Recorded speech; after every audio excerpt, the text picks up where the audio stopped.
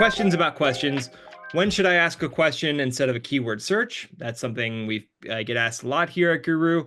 And there's, no, tried and true rule here. It's just going to be you should ask a question when you want to get that short and sweet suggested answer, when a question naturally comes to you, or you want to copy and paste a customer question. Maybe you're on a support team, get a question comes in through the ticket, copy and paste it into Guru, see what it gives you. Can be really useful for those specific edge cases. Again, if you have the ticketing source hooked up as a source. And if you're unsure if you have any documentation on a specific topic, that can be a good, instead of doing a keyword search that might be a little bit too general, asking a more specific question can help you find out if you even have any information that's going to help you at all, or if you need to redirect that question to an expert.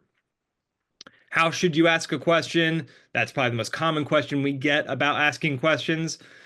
And really, you just want to be clear about what you want. And I'll go through some examples of this in a sec. Use proper phrasing. So, following, grammatical rules as best you can. And then using the same verbiage of content. So if you call something X a lot in your content, don't search for Y. You want to search for what it's referred to as inside of your content. And so that's always important as well. You don't need a question mark anymore. So if you just phrase your Guru, if you just phrase the question as a question, but you forget to leave off the question mark, Guru can still produce a suggested answer for you if it understands what you're asking is a question. And then, like I said, you can ask questions in the web app extension in Slack. If you're doing it in Slack, you can, instead of doing /Guru, which will be good for keyword searches, you can do @Guru. You can also DM the Guru app a question, and you can also get auto replies in Slack channels, which I'll show in a second.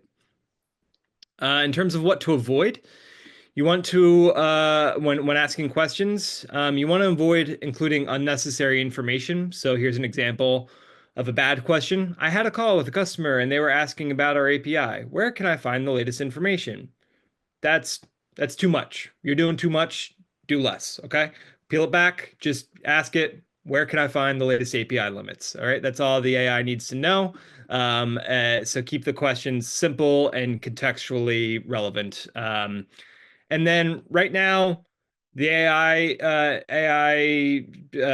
the LLMs are not great at interpreting sort of time-bound questions. So if you're asking like how many issues were flagged as high priority in Jira last week, or you're asking what were the biggest sales opportunities this quarter, and you kind of want to understand like, what was the last call or the most recent interaction we had, those results are not always going to be as consistent. Most AI models using RAG aren't really good at this right now, but there's going to be enhancements coming to Guru later on this year that are going to improve its ability to do that. But just keep that in mind for right now.